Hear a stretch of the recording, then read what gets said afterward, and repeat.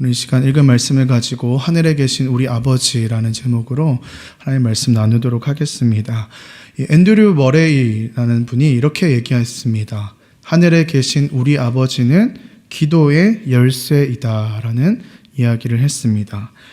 우리가 집에 들어가려면 열쇠가 필요하듯이 이 하나님과의 깊은 만남인 이 기도를 시작하기 위해서는 반드시 이 하늘에 계신 우리 아버지라는 키가 필요하다는 이야기입니다. 안타깝게도 많은 그리스도인들이 이 주기도문의 시작 부분을 단순히 좀 형식적으로 하는 인사말 정도로 여깁니다.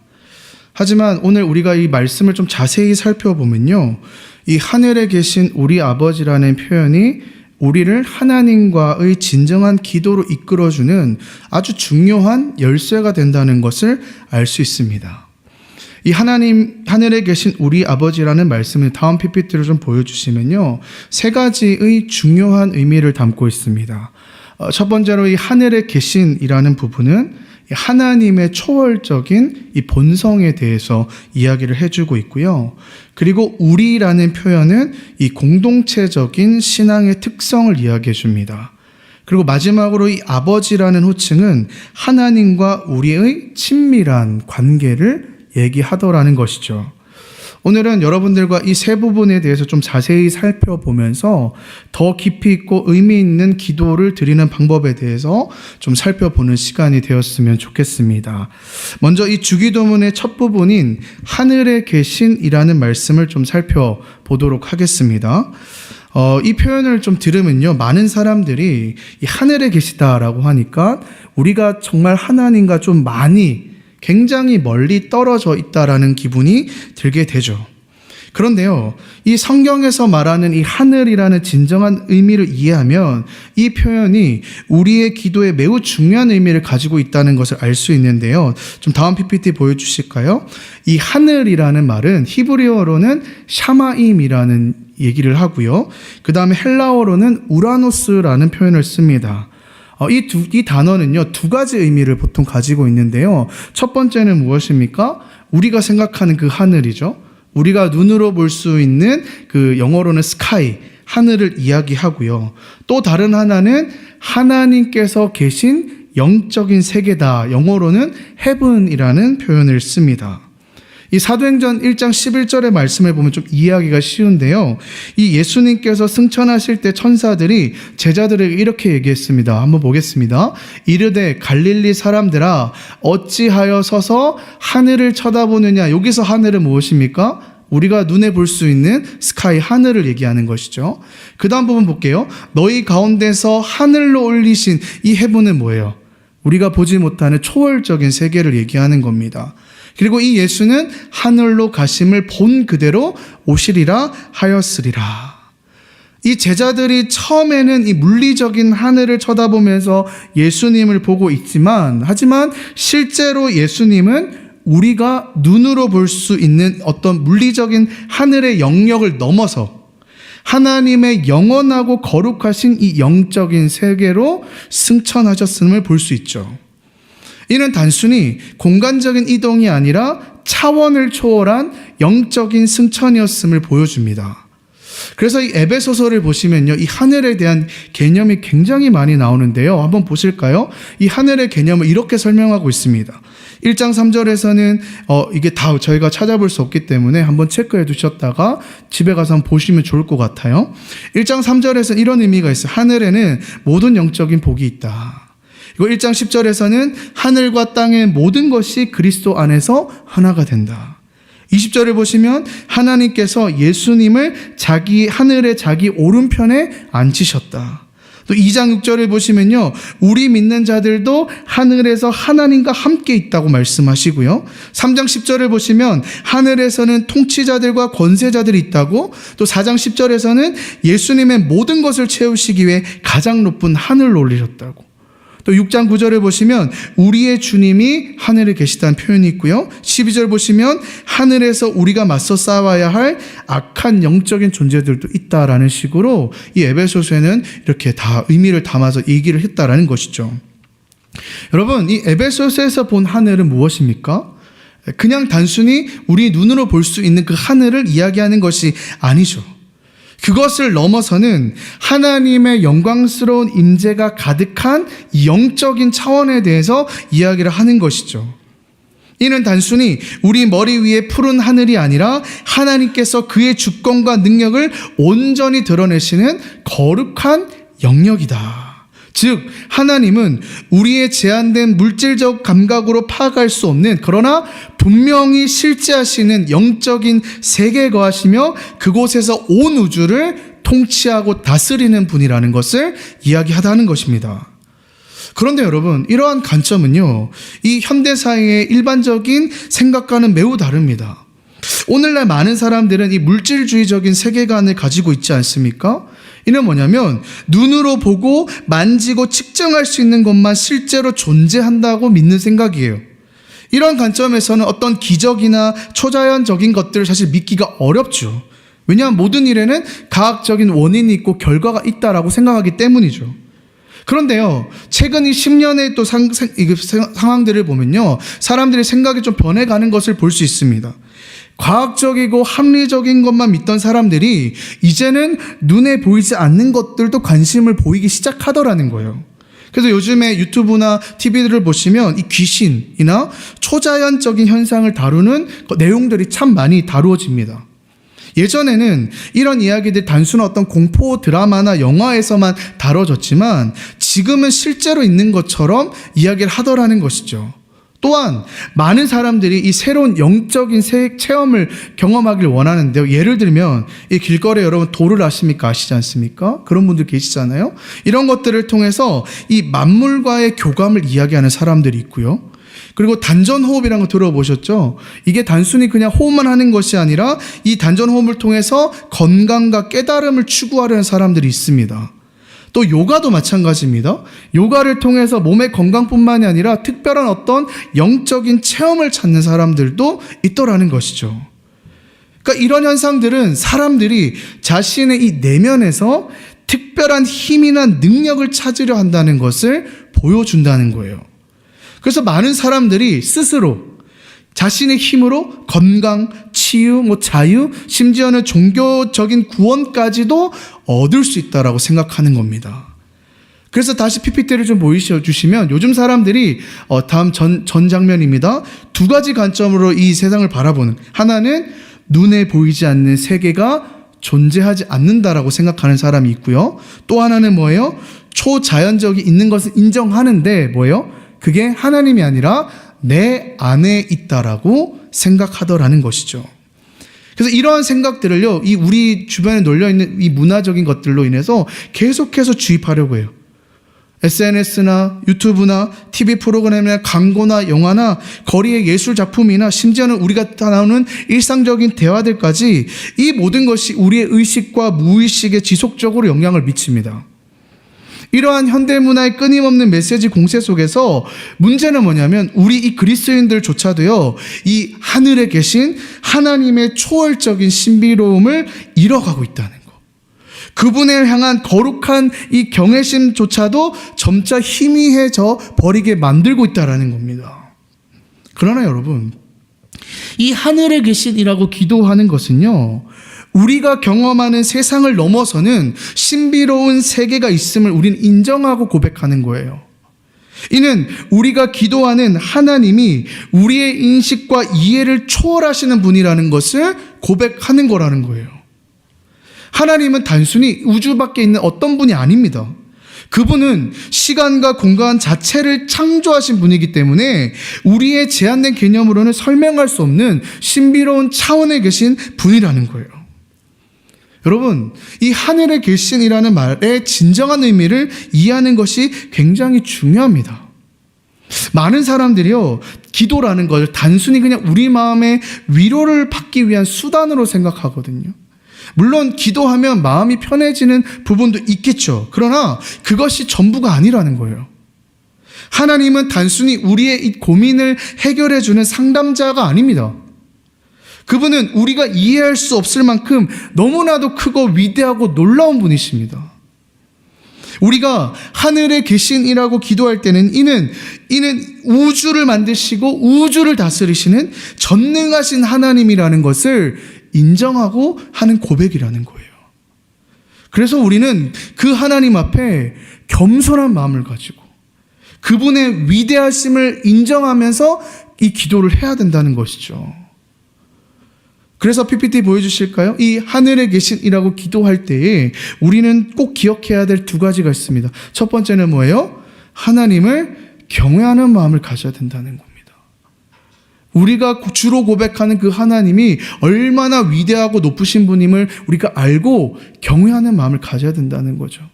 그리고 두 번째는 뭐예요? 그 하나님 앞에 겸손한 마음을 가지고 하나님 앞에 나아가야 된다는 거죠. 기도는요, 여러분, 우리가 마음대로 하는 것이 아닙니다. 단순히 자기 위로나 자기 치료를 위한 시간도 아닙니다. 기도는 이 땅에서 하늘에 계신 하나님께 나아가는 거룩한 시간입니다. 우리는 이 하늘이라는 것을요, 좀 이번 시간을 통해서 깊이 묵상해야 됩니다. 우리가 이 의미를 제대로 이해하지 못하면요, 우리는 어떻게 될까요? 이 하나님을 너무 가볍게 생각해요. 알라딘의 램프처럼 생각하고요. 아까 얘기했지만 그냥 나의 좋은 친구 정도로만 생각할 수 있습니다. 우리는 하나님을 너무 가볍게 대하거나 그분의 거룩하심을 너무 쉽게 생각하면 안 된다라는 것이죠. 그러므로 우리가 기도할 때 우리가 가장 먼저 생각해야 될 것은 우리가 기도드리는 하나님의 본질입니다. 하나님은 단순히 친근한 할아버지나 소원을 들어주는 분이 아닙니다. 그분은 하늘에 계신 위대한 분이시며 온 우주를 창조하시고 다스리는 전능하신 분이에요. 여러분 사실 믿으십니까? 네, 아멘이지 않습니까? 우리 모두가 이러한 하나님의 위엄과 영광을 깊이 인식하며 기도하는 저와 여러분 되시기를 주님의 이름으로 간절히 소망합니다. 아멘. 그리고 우리가 두 번째로 이제 주기도문의 두 번째 중요한 부분을 좀 살펴보겠습니다.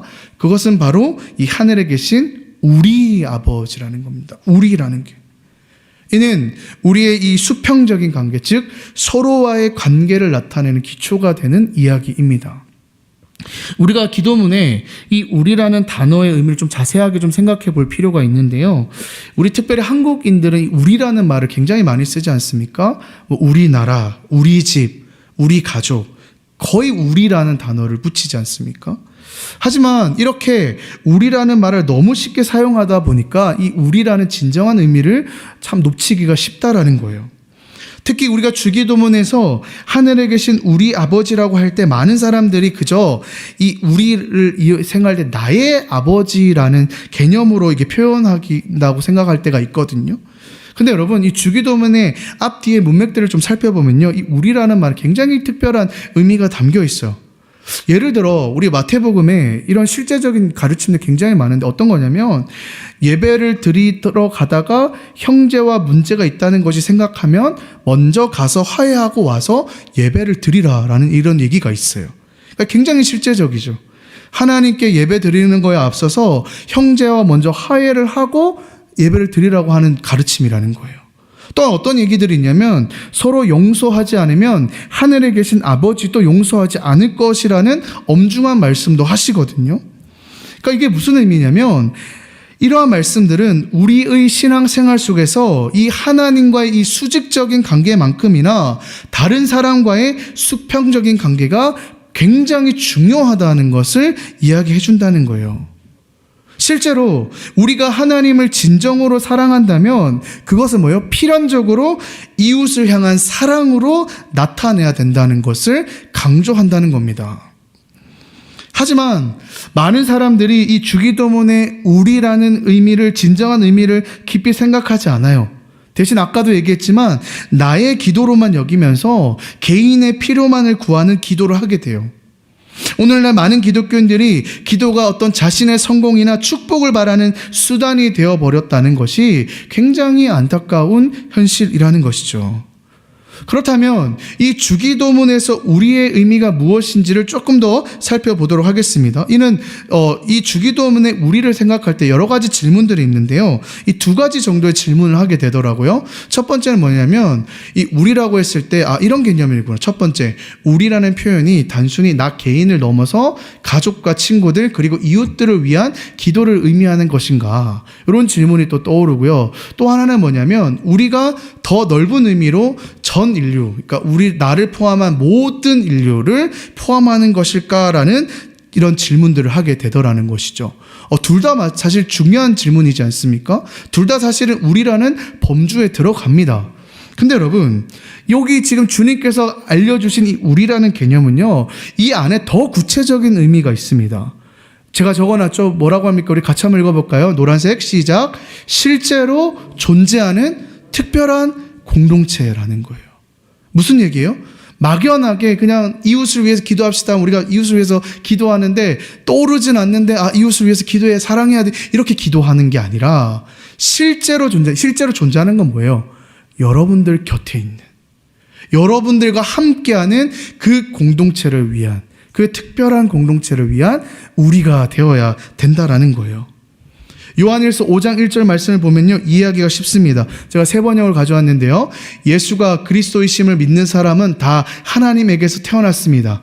낳아주신 분을 사랑하는 사람은 다 그분이 낳으신 이도 사랑합니다. 말씀에 알려준 중요한 진리가 있습니다. 우리가 예수님을 믿을 때 우리는 하나님의 나라의 백성이 되고 그분의 가족이 된다는 얘기예요. 따라서 이 혼자서 신앙생활 한다는 것은요, 불가능하다는 거예요. 우리가 선택하는 문제가 아니라는 거예요. 이 기독교의 신앙은요, 여러분, 처음부터 이 공동체와 함께 하는 것입니다. 우리는 하나님의 가족이 되었고, 그래서 서로가 연결되어 있다라는 거예요. 이 기독교는요, 단순히 어떤 명상이나 개인적인 깨달음을 추구하는 종교가 아닙니다. 기독교는 하나님을 아버지라고 부르면서 그분의 자녀가 되는 것이에요. 그리고 우리는 혼자만의 하나님의 자녀가 되는 것이 아니라 다른 믿는 사람들과 함께 하나님의 가족이 되는 거예요. 여러분, 이것이 기독교의 핵심입니다.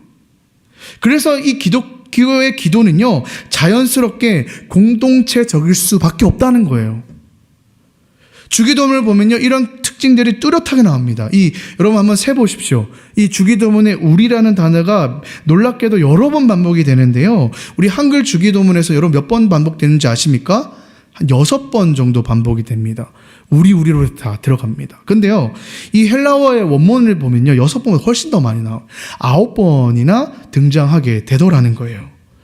그러니까 이 우리라는 표현이 이 주기도문 전체에 계속해서 지금 배치를 주님께서는 시켜 놓았다는 거.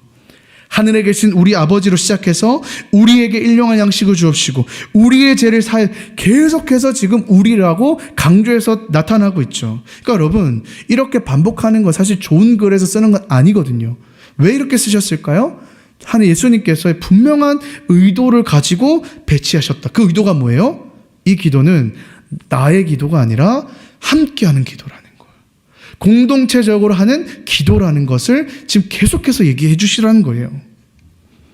그러니까 이렇게 우리라는 말이 자주 나오는 건 분명히 의미가 있다는 거예요. 이는 기독교 신앙이 개인적인 것을 넘어서 함께하는 신앙인 것을 보여줍니다.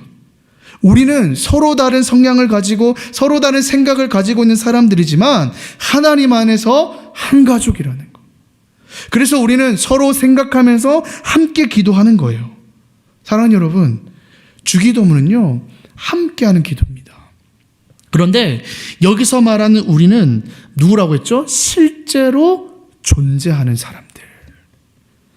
바로 하나님을 아버지로 모시는 믿음의 형제 자매들, 그리고 우리가 실제로 목장에서, 셀에서, 공동체에서, 전도회에서 만나는 그 사람들을 이야기하고 교제하는 사람들과 함께하는 기도라는 거. 이것을 마음에 품고 하는 기도라는 거예요. 그러므로 여러분, 우리가 기도할 때요, 우리는 반드시 우리 주변 사람들을 생각해야 됩니다. 혼자만을 위한 기도가 아니라 우리 교회와 믿음의 공동체를 위해서 기도하는 것이 중요합니다. 그러니까 만약에 여러분들이 기도한다는데 그 누구도 생각이 나지 않아요. 이거는요, 사실 심각한 겁니다. 그럼 어떻게 해야 될까요? 네, 목장으로 들어가셔야 됩니다. 여러분 공동체 안으로 들어가셔야 됩니다. 요즘 많은 사람들이 이 신앙에 대해서 너무 추상적으로 생각합니다. 어떤 우주적인 교회나 하나님 나라의 백성이라는 어떤 큰 개념에 대해서는 참 많이 얘기하지만 정작 실제로 만나는 사람들과의 관계는 너무 소홀하는 것을 보게 됩니다. 하지만 여러분, 예수님께서 오늘 우리에게 알려주신 것은요, 굉장히 실제적이고 굉장히 구체적이라는 거. 우리와 함께 생활하고 때로는 부딪히고 갈등이 일어나고 싸우고, 그렇지만 그럼에도 서로의 어려움을 함께 감싸고 나눠주고 위해주고 위로해주는 실제적인 그 공동체, 그 사람들을 생각하면서 우리 아버지라고 외친다는 거예요. 그래서 여러분, 우리의 기도는요, 이렇게 작은 공동체에서 시작해서 그게 이제 어떻게 돼요? 더 큰 공동체로 확장될 때 그게 의미가 있다라는 거예요. 우리의 신앙의 여정은요, 이 동심원처럼 이게 퍼져나가는데, 먼저 우리가 속한 그 공동체와 또 이 교회 공동체의 구체적인 필요와 아픔을 마음에 품고 기도하고, 그 다음으로 뭐예요? 우리 종암주일교회. 더 나아가서는 우리 이 한국 교회에 직면한 도전과 과제를 위해서 기도해야 된다는 거죠. 이렇게 구체적인 상황과 맥락 속에서 드리는 이 기도가 여러분 얼마나 깊은 기도가 될까요? 반면에 내가 속한 공동체의 구체적인 어떤 기도가 없이 막연하게 그냥 이 한국교회를 위해서 기도한다는 것은 사실 실제적인 의미를 갖기가 굉장히 어려울 겁니다. 이러한 추상적인 기도는요, 결국 진정성인 결여된 형식적인 기도가 될 수밖에 없을 거예요. 그렇기 때문에 여러분, 우리는 먼저 일상적으로 만나고 교제하는 그 가까운 관계에서부터 시작해서 점차적으로 더 넓은 범위의 공동체를 향하여서 우리의 사랑과 기도의 지경을 확장시켜 나가야 할 거라는 거예요.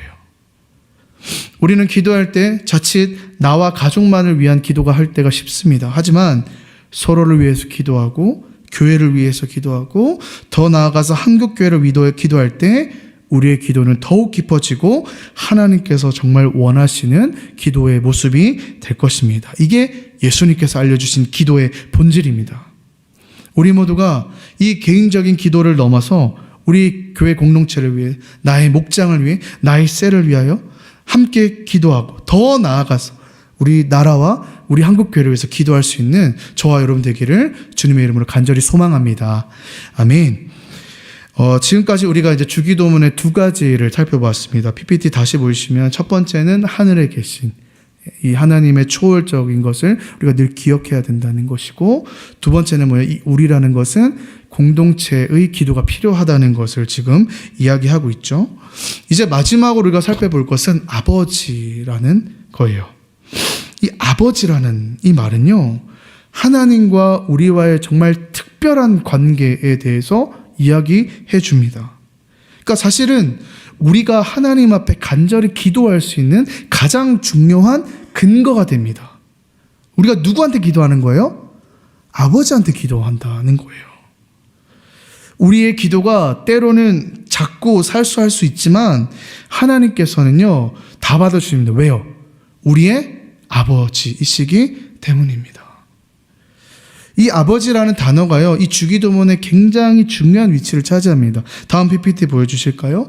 예수님께서, 우리가 이 한글 성경에서 봤을 때는 하늘에 계신 우리 아버지여라고 하지 않습니까? 근데 헬라어 원문을 보면요, 이렇게 되어 있어요. 파테르, 휘몬, 호엔, 우라노이스라는 헬라어인데요, 순서가 이렇게 됩니다. 밑에 저희가 적어놨죠? 뭐가 먼저 시작입니까? 아버지여라고 되는 거예요.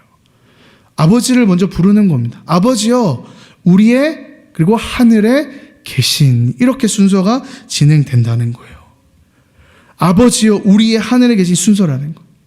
이렇게 아버지라는 단어가 맨 앞에 있다는 것은요, 굉장히 의미가 있습니다.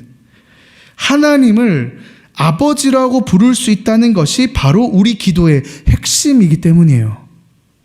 그렇다면 여러분, 하나님은 어떤 분이십니까? 구약 성경을 보면요, 하나님께서 노예였던 사람들을 자유롭게 하시고 그들의 아버지가 되겠다는 놀라운 약속을 하십니다. 이 출애굽기 한번 보실까요? 하나님의 모습은 이 출애굽기 4장 22절 23절에서 잘 나타나는데요, 하나님께서 바로에게 이렇게 얘기하십니다. 제가 읽어볼게요. 이스라엘은 내 아들, 내 장자라. 내가 내게 이르기를 내 아들을 보내주어 나를 섬기게 하라 하여도 내가 보내주기를 거절하니 내가 내 아들 내 장자를 죽이리라 하셨다. 여기서 지금 중요한 진리를 볼 수 있습니다. 하나님께서 이스라엘 백성들을 찾아오셨는데요, 여러분, 당시 이스라엘 백성들이 어떠한 모습을 가지고 있었을까? 이 출애굽 당시에요, 이집트의 노예였죠. 그리고 매우 적은 전 세계적으로 봤을 때 매우 적은 숫자의 사람들이었고요, 그들은 뚜렷한 어떤 민족의 정체성도 없었습니다. 언제든지 사라질 수 있는 작은 민족이었고요, 심지어는 전멸될 위험에 처해져 있는 상황이 이 이스라엘 백성들의 당시 상황이었습니다. 그런데 그 백성에게 누가 찾아오신 거예요? 하나님께서 찾아오셔서 뭐라고 합니까? 너희는 나의 장자다라고 얘기하시더라는 거예요. 이건 이스라엘 백성 입장에서 굉장히 놀라운 거예요.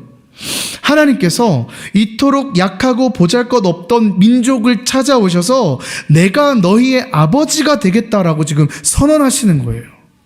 세상에서 가장 낮은 노예에 있던 자들을 하나님께서 친히 찾아오셔서 당신의 자녀로 삼아 주셨다라고 지금 이야기하는 거고요. 여러분, 이 나의 장자라는 것은 여러 가지 의미가 있는데요, 이 장자라는 표현은요, 뭐예요? 앞으로 더 많은 자녀들이 생길 거라고 암시하는 단어지 않습니까? 가정에서 맏아들이 있으면 이제 동생들이 있는 것처럼 하나님께서 더 많은 자녀들을 붙여주실 거란 얘기를 하는 것이죠. 그러니까 하나님께서 먼저 노예였던 이스라엘 백성들을 자유롭게 하시고 그들의 아버지가 되어주신 사건입니다. 이는 여러분, 단순히 해방만을 얘기하는 것이 아니라 그들과 영원한 가족 관계를 맺으시겠다는 깊은 약속이었습니다. 그리고 여러분, 나중에 어떻게 해요? 예수님을 통해서 모든 인류가 하나님의 자녀가 될 수 있는 그 길을 이 출애굽 사건을 통하여 보여주신 것이죠. 예수님의 죽음과 이 부활은요, 사실 이 새로운 출애굽과 같은 사건이에요. 이는 단순한 어떤 비유의 문제가 아니라 영적인 실체입니다. 옛날 하나님께서 이스라엘 백성들을 이집트의 노예 생활에서 구원하셨던 것처럼 예수님을 통하여서 우리의 죄의 이 속박에서 완전히 자유롭게 하셨습니다. 이제 우리는 더 이상 죄의 노예가 아니라 하나님의 자녀로서 그분을 아버지라고 모실 수 있게 됐다는 것. 여러분, 이게 복음이지 않습니까? 이게 우리의 신앙의 근본이지 않습니까? 요한복음 1장 12절에서 이렇게 얘기합니다. 영접하는 자, 곧 그 이름을 믿는 자에게는 하나님의 어떤 자녀요? 하나님의 자녀가 되는 권세를 주셨다는 거. 우리는 원래 이런 자격이 없었지만 하나님께서 특별히 우리에게 그분의 자녀가 되는 권리를 주셨다는 거. 로마서 8장 15절도 보실까요? 너희는 다시 무서워하는 종의 영을 받지 아니하고 양자의 영을 받았으므로 우리가 아빠 아버지라고 부르짖느니라. 여기 양자의 영은 이방의 영을 말합니다. 하나님께서 우리를 당신의 자녀로 받아주셨기 때문에 우리는 하나님을 우리의 아버지라고 부를 수 있게 됐다는 거예요. 사랑하는 여러분, 예수님의 이 죽음과 부활은요, 단순히 역사적 사건을 얘기하는 게 아닙니다. 이를 통하여서 하나님의 영원한 나라가 세워졌고요, 또 새로운 백성들이 태어나게 되었습니다. 이 나라는 다른 어떤 나라와도 비교할 수 없는 특별한 특징이 있어요. 바로 이 나라의 백성들이 하나님과 깊은 가족 관계를 맺게 되었다는 것. 이는 단순히 어떤 통치자와 백성이라는 관계를 넘어선 겁니다. 하나님께서 우리의 진정한 아버지가 되셔서 우리는 그분의 사랑을 받는 자녀가 되었다는 거예요. 이것이 하나님 나라 백성의 큰 특권이죠. 그래서 우리는 사실 이 하나님을 아버지라고 부를 때 이 얼마나 큰 사랑을 느낄 수 있는지, 여러분, 우리가 기도할 때 이 아버지라고 했을 때 이 눈물이 막 날 때가 있지 않습니까? 그냥 그 아버지만으로도 우리는 큰 성령의 감동을 얻는 것이죠. 물론 어떤 분들은 이 자신의 아버지에 대해서 안 좋은 기억 때문에 이 아버지라고 하면 더 마음이 힘들어 하시는 분들이 계신데요. 근데 여러분, 여기서 말하는 이 아버지의 개념은 그런 아버지 개념을 훨씬 뛰어넘는 개념입니다. 우리가 평생 기도하면서 또 신앙생활을 하면서 이 하나님을 알아가면요, 진정한 아버지의 모습을 계속 경험하게 됩니다. 하나님을 깊이 묵상할 때 우리는 진정한 하나님 아버지의 모습을 우리 마음속에 새길 수 있습니다.